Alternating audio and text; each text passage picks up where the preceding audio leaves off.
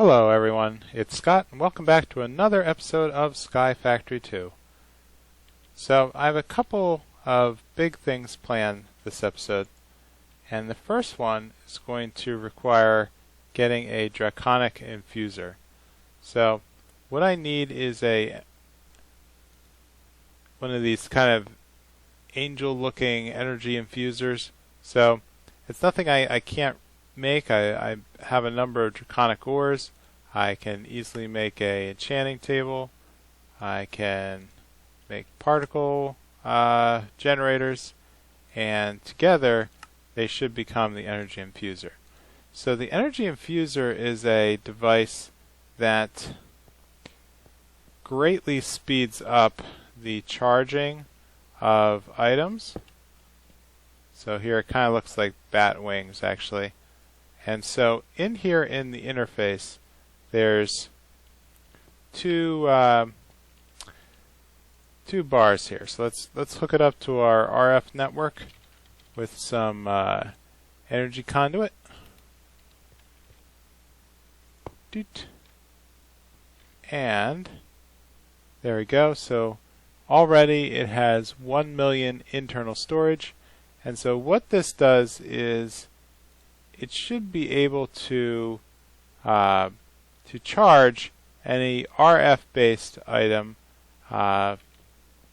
much quicker than the wireless chargers of the other mods. So let's head back and take a look at the. I probably broke in my Matic again. It looks like it. So let's take a look. Yep, broken.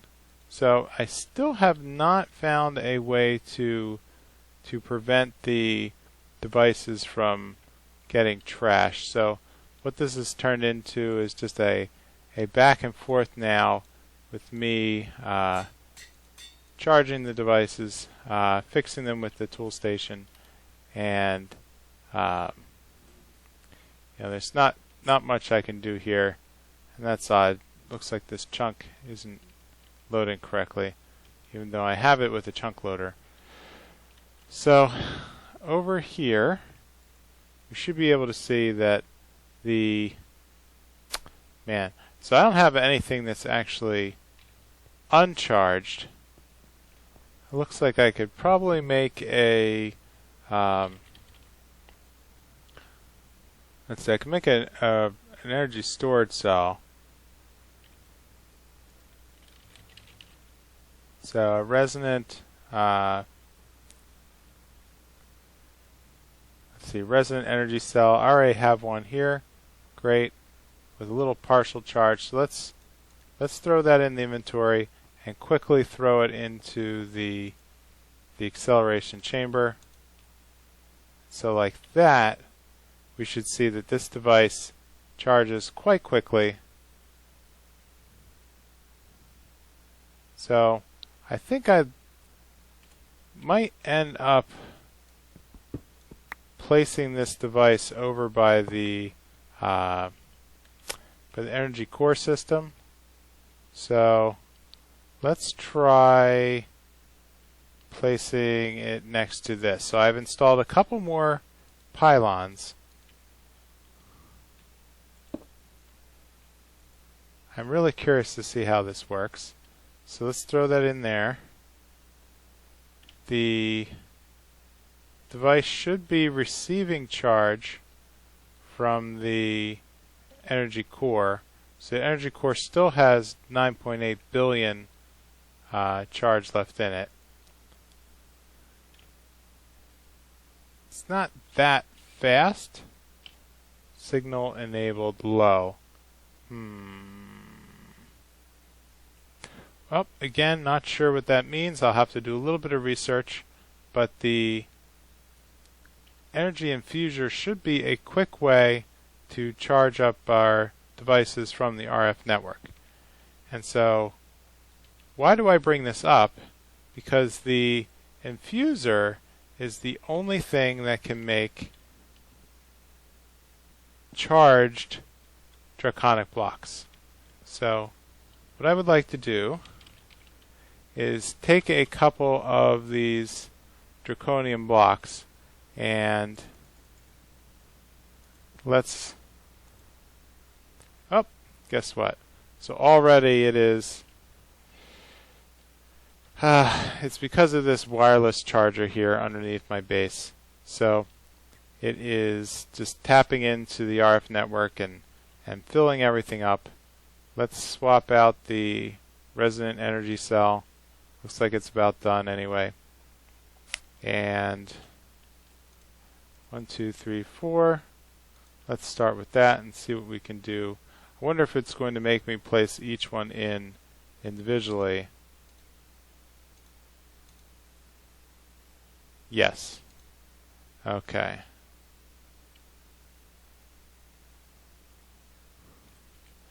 So that looks like it's still charging at the same rate that it's discharging. Let's take a trip down to the machine floor and take a look at the rate at which we are producing energy. Okay, so this is running a little hotter at 75,000 RF per second. It looks like this is getting tapped. Nice. So the capacitor bank with a 700 million RF down here is also feeding the network. So it's not even reaching into this 80 million in the in this or the other resonant energy frame. So I do have a lot of power just packed in right here.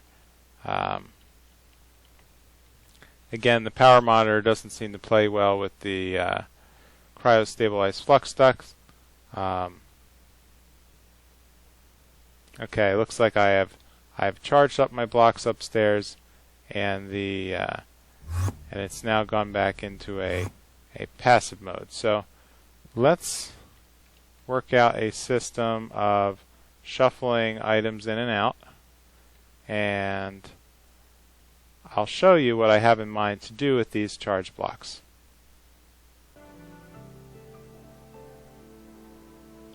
Alright, here I am back at the Lucky Block area, and what I'm going to do is go through the Draconic Evolution Awakening Ritual. So I'm going to take those 4 charged Draconium blocks and I'm going to awaken them with the dragon heart that I got from the Ender Dragon.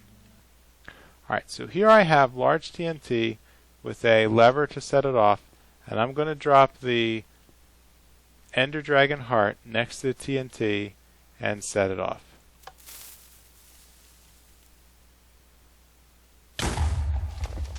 Great, so now that has put the heart in a activated state. So what I'm going to do is I'm going to throw in 16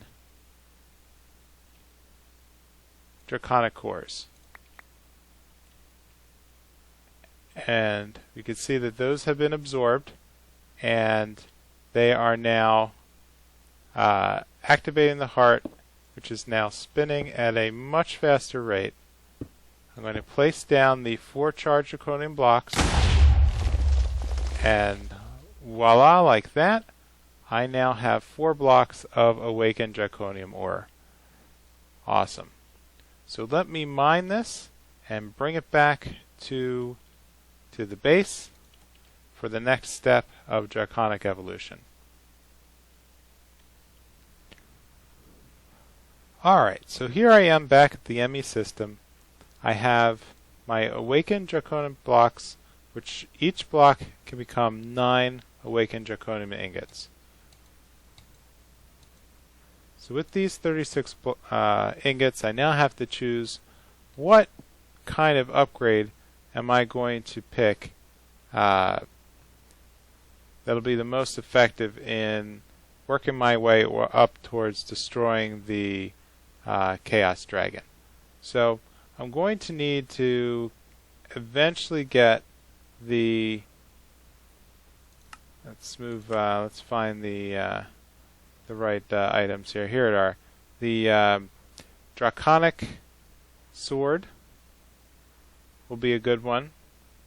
all the Draconic plate would be good. Now, unfortunately, these are extremely expensive, so I would need to start out with the Wyvern Helm. Oh geez, so that's 5. Is quite a lot. Alright, so let's just focus on, say, the helm. So 6 pieces plus 5 plus another 4. That's 15 just to make the helm. Yeah, so I'm probably not going to start with the helm. But I am curious because in here I have a Draconic Hoe. Now the Draconic Hoe has 10 million RF, but it will require, again, the 9 plus 2, 11 pieces of my Awakened Draconium ingots, and that's going to cut down on what I have available for future use. So let's take a look at which one of these is probably going to be the best. So I'm probably going to want to start out with the sword.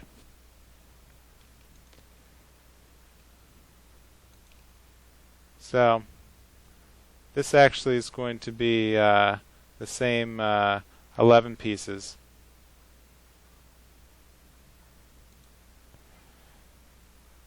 The Sword of the Wyvern is actually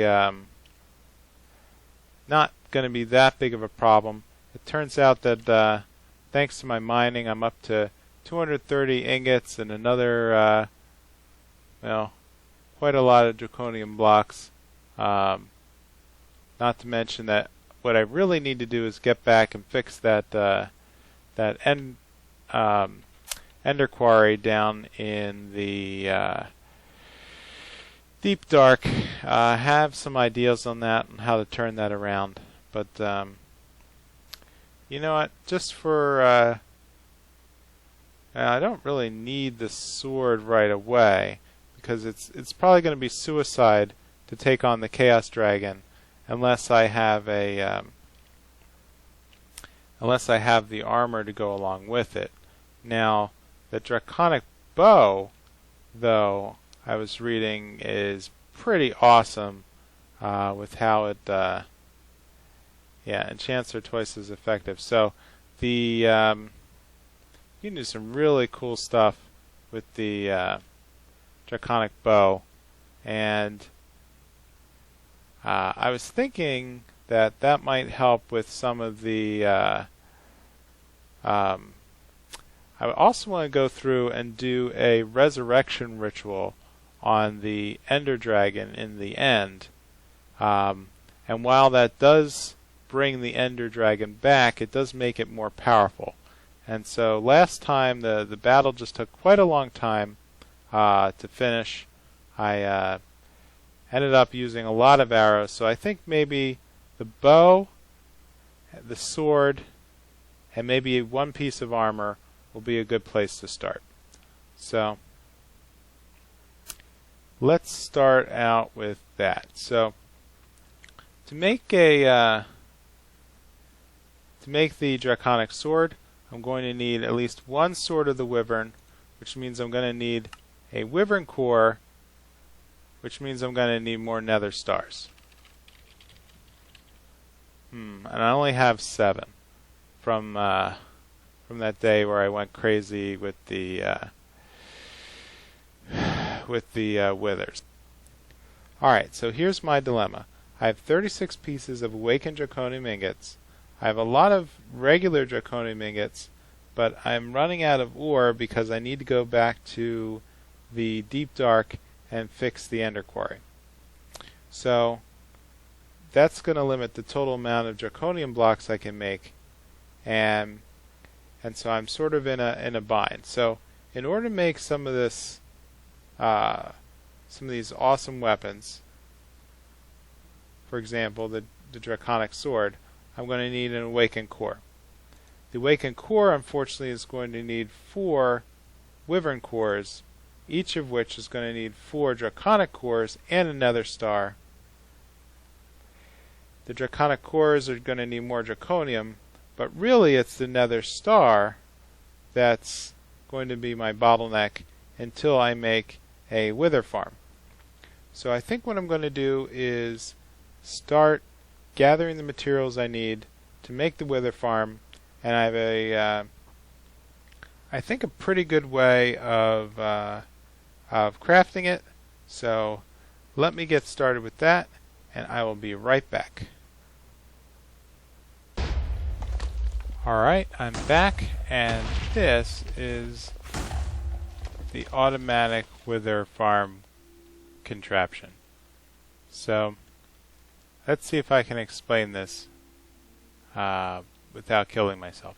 So the first thing I did was set up another quantum singularity.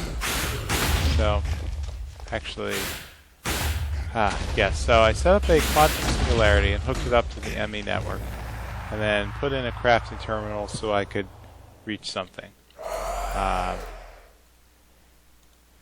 So I'm going to grab this sound muffler. I'm going to just throw it in here and see if it actually does anything.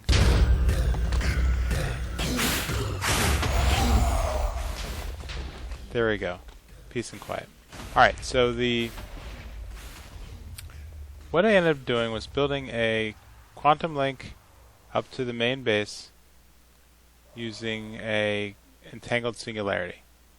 I then hooked up some crafting tables so that way I could build a lot of parts. I then built this chamber, which is a combination of a drop chamber and a holding chamber at the bottom, all of which is made out of reinforced obsidian. And so what you can see here is that with a redstone pulse, it's going to send a signal to these 4 block placers that come in through the Open Blocks mod. Now the block placers are going to place down the soul sand. It's a very simple block. All it needs is a redstone connection, and doesn't even need RF actually to place the soul sand. So that will place it in the T pattern that we need for it to be the base of the wither. And so a little bit of a redstone delay through a redstone repeater set to a 3 state means that after there's a pulse, there'll be a couple, maybe a second later, it'll send a pulse to 3 autonomous activators. These autonomous activators being fed with wither skeleton skulls, which are indirectly being fed through the quantum link chamber. So the quantum link chamber is dumping items out into these 2 chests as a buffer, and then they're being absorbed and pushed into their respective zones. So once the device actually crafts a wither, the wither falls down into the lower chamber during its, I think, 10-second warm-up. And so at that point, it's then hacked to bits by a Killer Joe. Now the Killer Joe is fed nutrients, and it swings a sword. And so I put in a Zavisio sword, since I have lots of Zavisio, and so the Zavisio sword is unbreakable, so as much as it wants to hit, it will not wear down this sword. And so the nutrients are coming from this buffer tank, which are being fed from the vat. Now the vat is a multi-purpose liquid maker. In my case, I am able to feed in zombie brains and water, and they combine in the vat and become nutrient when it's mixed with a bit of sugar. So that actually led to a bit of a problem up top, in that I didn't really have a good source of sugar. So sugar, we know, is made from sugar cane. So over here back in the base, I set up a harvester which should be shearing items. Let's see. For some reason it has stopped actually running. Let's just take a quick look. So it should be hooked up to this redstone network, piping across. Oh, here we go. There's one broken conduit here. So let's try. Oh, that's not what I want. I want a double. So let's try.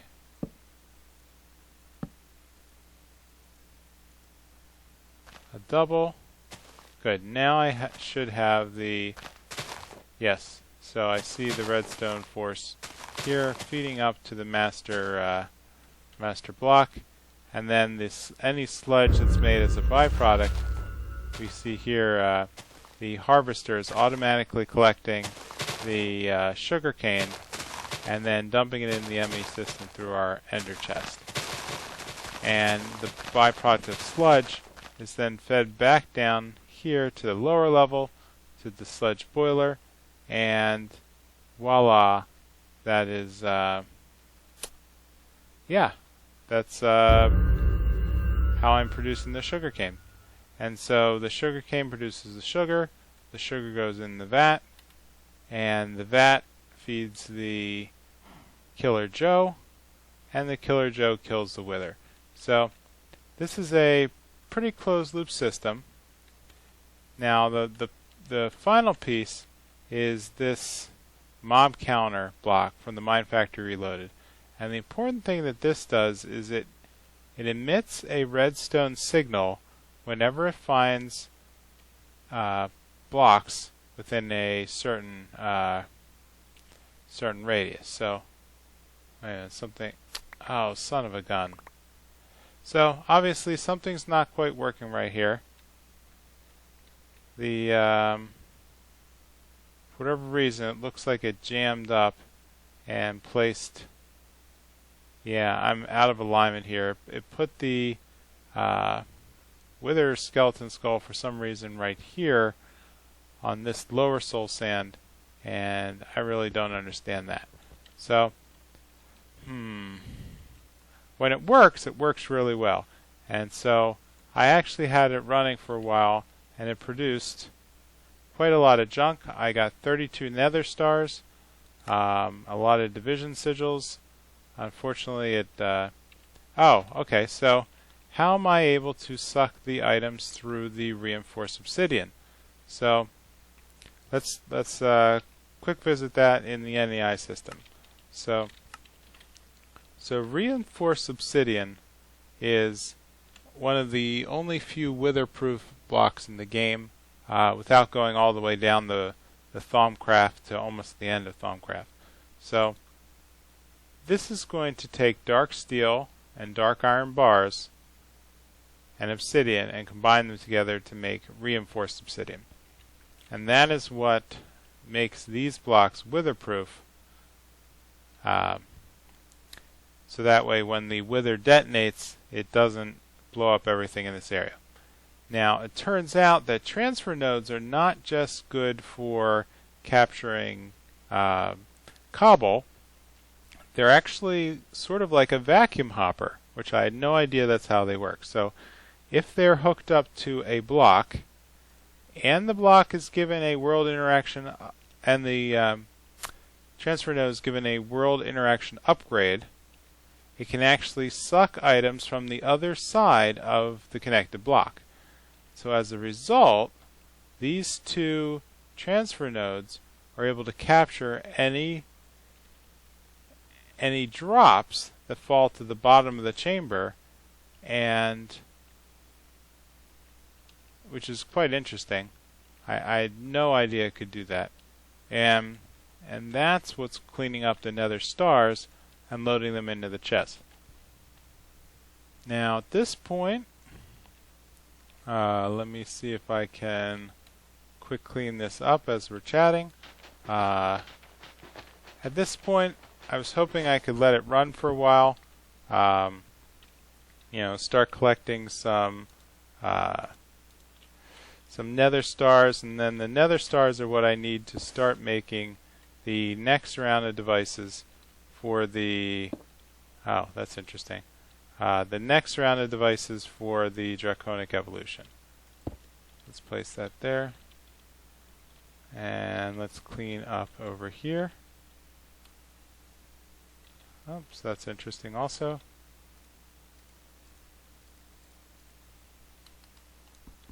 Let's clean that up, clean that up.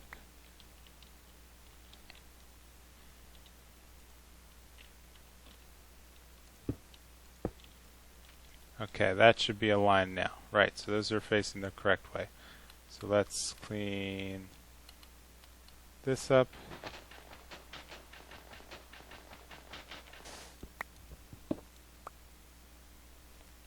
And from here we should be able to just break the redstone pulse and recreate it.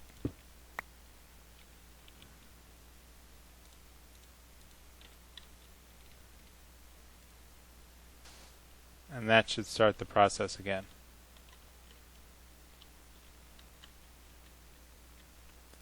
Except that, am I out of, oh, I'm out of soul sand. Okay. Okay.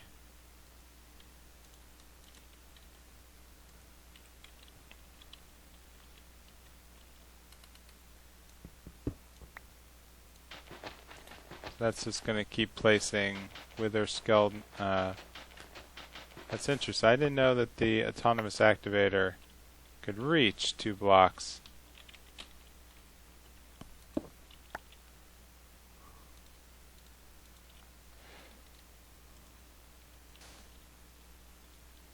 Ah, there we go. So produced the wither and dropped it down. So I'll have to keep an eye on that. If this really becomes a pain, I might have to look into placing it in one of the other dimensions. So I'm not sure if the wither would actually spawn correctly or not. So, for now, this is a pretty decent source of nether stars. And so that's going to help me with the Draconic evolution. Let me clean this out. 33 already, and a lot of knockback, unfortunately. So 60 Zavisio. Wow, that's a tremendous amount of Zavisio. So let's throw this back in the ME system, and with that, I think I'm going to call this an episode. I'm going to try to get back to having more frequent short episodes rather than these 45-minute to an hour episodes I've been having as of late. So the yeah, 74 nether stars already. That's awesome. Alright, so with that, I'm just going to have to call this an episode, and if you could leave a like or a comment and let me know if what I'm doing wrong with this wither generator here, why it seems to be randomly blowing up at the top. I think maybe I need to raise the drop chamber. I think it might need to be 10 blocks tall rather than it looks like about 6 blocks tall. So maybe that's the problem, that it's just too close to the wither blast area and it randomly detonates. So we shall see. So with that, I will see you next time on Sky Factory 2. Bye.